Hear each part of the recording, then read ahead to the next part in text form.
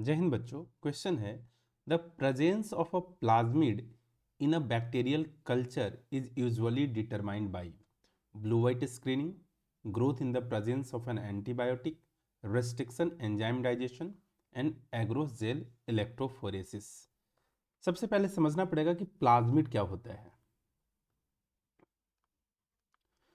Plasmid actually bacteria के अंदर, ये मान के चलो बैक्टीरिया है, बैक्टीरिया के अंदर इसका अपना जो न्यूक्लियस होता है, न्यूक्लियस के अंदर भी डीएनए होता है और बैक्टीरिया के अंदर न्यूक्लियस के नाम पर सिर्फ और सिर्फ डीएनए यानी क्रोमैटिन मटेरियल ही होता है, जिस स्ट्रक्चर को हम लोग न्यूक्लियाइड बोलते हैं या फिर इसे हम लोग जीनोफोर भी बोलते हैं।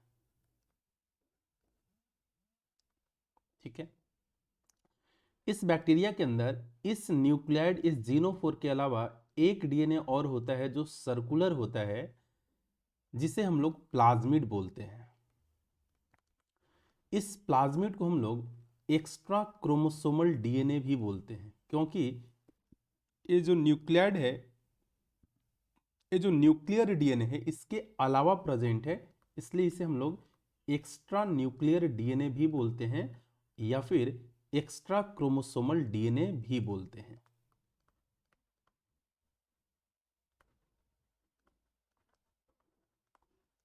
ठीक है, अब इस प्लाज्मिड के फीचर्स के बारे में अगर हम जाएंगे तो ये प्लाज्मिड एक बहुत ही बेहतरीन वेक्टर के रूप में काम करता है।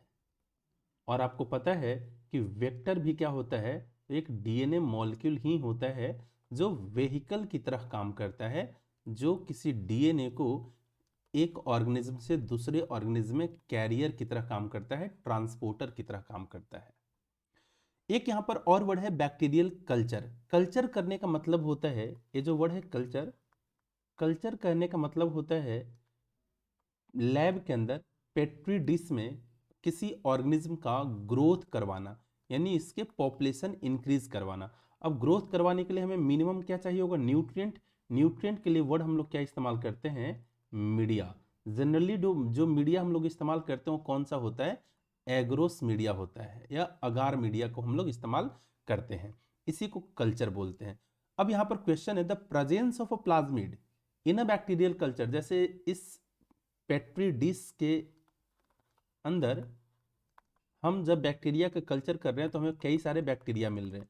अब बैक्टीरिया होगा तो बैक्टीरिया तो यूनिसेलुलर ऑर्गेनिज्म है ना, और बैक्टीरिया यूनिसेलुलर ऑर्गेनिज्म है, इसके स्ट्रक्चर में न्यूक्लियाइड भी होगा,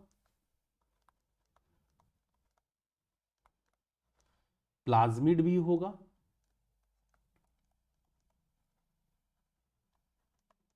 राइबोसोम भी होगा। चूंकि यहां पर सेल ऑर्गेनल्स तो होता नहीं है, साइटोप्लाज्म भी होगा। अगर फ्लैजलर होगा तो फ्लैजला होगा, पिलाई प्रेजेंट हो सकता है ना। इसके अंदर जो इसका सेल मेम्ब्रेन है, सेल मेम्ब्रेन के अंदर की तरफ का जो फोल्डिंग है, इसे हम लोग क्या बोलते हैं, मीसोसोम। इस स्ट्रक्चर को हम लोग क्या बोलते हैं, मीसोसोम, जो माइटोकॉन्ड्रिया के सिमिलर होता है on the basis of function. अब ये अलग अलग स्ट्रक्चर है बैक्टीरिया के अंदर, लेकिन अगर सिर्फ हमें डिफ्रेंशिएट करना है कि इसके अंदर प्लाज्मिड है तो कैसे डिफ्रेंशिएट कर पाएंगे, क्वेश्चन यही है। क्या ब्लू व्हाइट स्क्रीनिंग के थ्रू कर पाएंगे, नहीं। क्यों नहीं, अगर ब्लू व्हाइट स्क्रीनिंग के कॉन्सेप्ट को आप समझेंगे तो एक कॉन्सेप्ट आता है सेलेक्टेबल मार्कर से। सेलेक्टेबल मार्कर एक ऐसा जीन है जो, मैं ए स्टेटमेंट को थोड़ा सा एलोबरेट कर रहा हूं, सेलेक्टेबल मार्कर एक ऐसा जीन है जिसके पास कुछ क्रोमोजेनिक सब्सटेंस होता है, और एक क्रोमोजेनिक सब्सटेंस के पास कैपेसिटी है कि एक कलर को प्रोड्यूस कर सकता है, यानी ability to produce colour, ability to produce colour with the help of chromogenic substance, with the help of chromogenic substance।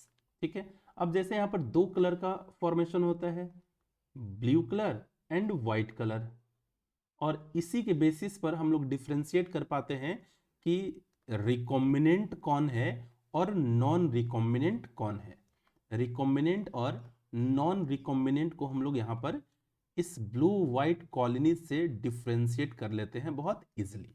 ठीक है, तो ये भी स्टेटमेंट बिल्कुल गलत स्टेटमेंट है। सेकंड स्टेटमेंट है growth in the presence of antibiotic. Actually जब हम प्लाज्मिड की बातें करेंगे, मैं दूसरा कलर से आपको डिफ्रेंशिएट कर लेता हूं। जब हम प्लाज्मिड की बातें करते हैं तो जनरली प्लाज्मिड के बाद, और अगर इस प्लाज्मिड का भी जो मॉडिफाइड फॉर्म है PBr 322 की मैं बातें करूं स्पेसिफिकली, तो इसके पास दो एंटीबायोटिक रेजिस्टेंट जीन होते हैं, एक एम्पिसिलिन रेजिस्टेंट और एक टेट्रासाइक्लिन रेजिस्टेंट। अब जब इसे एंटीबायोटिक के प्रेजेंस में ग्रो करेंगे तो इसका ग्रोथ अच्छा खासा होगा। हम डिफ्रेंशिएट ही नहीं कर पाएंगे कि किसका ग्रोथ हो रहा है नहीं हो रहा है, प्लाज्मिड वगैरह का हम यहाँ पर कोई डिफ्रेंशिएशन की बातें नहीं कर पाएंगे। इसलिए बी स्टेटमेंट भी गलत स्टेटमेंट है इस क्वेश्चन के रिगार्डिंग। जो थर्ड स्टेटमेंट है restriction enzyme digestion, restriction enzyme digestion से भी हमें कोई मैसेज नहीं मिल सकता है। रिस्ट्रिक्शन एंजाइम क्या करता है, डीएनए को छोटे छोटे फ्रैगमेंट्स में डिवाइड करता है। रिस्ट्रिक्शन एंजाइम एक ऐसा एंजाइम है जो डीएनए के एक स्पेसिफिक सीक्वेंस पर, डीएनए के एक स्पेसिफिक न्यूक्लियोटाइड सीक्वेंस पर कट करता है, एक स्पेसिफिक न्यूक्लियोटाइड सीक्वेंस पर कट करता है, एक स्पेसिफिक न्यूक्लियोटाइड सीक्वेंस पर कट करता है।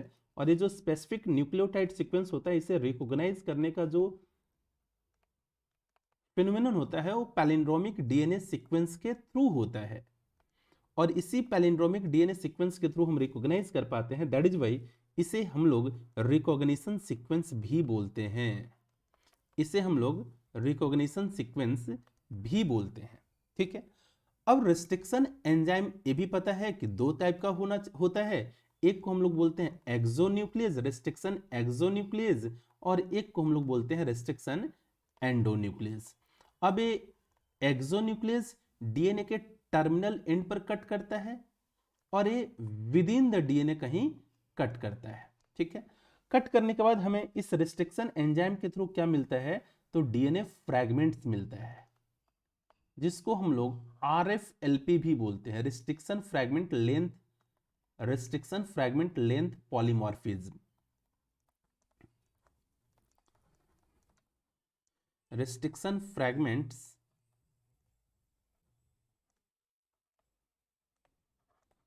लेंथ पॉलीमॉर्फिज्म, है ना। अब यहां पर भी हम डिफ्रेंशिएट नहीं कर पाएंगे, ये भी हम नहीं बता सकते हैं कि प्लाज्मिड प्रेजेंट है या नहीं प्रेजेंट है, इसका ये काम है ही नहीं। अब यहां पर हम डिफ्रेंशिएट कैसे कर पाएंगे, तो प्लाज्मिड चूंकि एक डीएनए है, अब डीएनए को on the basis of their size differentiate करने का जिसके पास क्षमता है, उस प्रोसेस को हम लोग बोलते हैं agarose gel electrophoresis. Agarose gel electrophoresis क्या करता है, डीएनए फ्रैगमेंट्स को सेपरेट कर देता है, डीएनए फ्रैगमेंट्स को सेपरेट कर देता है on the basis of their size या फिर मॉलिक्यूलर वेट, साइज या मॉलिक्यूलर वेट। अब ये जो प्लाज्मिड होगा, ये दूसरा जो न्यूक्लियर डीएनए है, दोनों का मॉलिक्यूलर वेट अलग है, दोनों का साइज अलग है, यानी हम जेल इलेक्ट्रोफोरेसिस के थ्रू ये बिल्कुल क्लियर कट पता कर पाते हैं कि भाई प्लाज्मिड प्रेजेंट है या फिर नहीं। यानी यहां पर जो करेक्ट ऑप्शन होगा वो डी, बेस्ट ऑफ लक।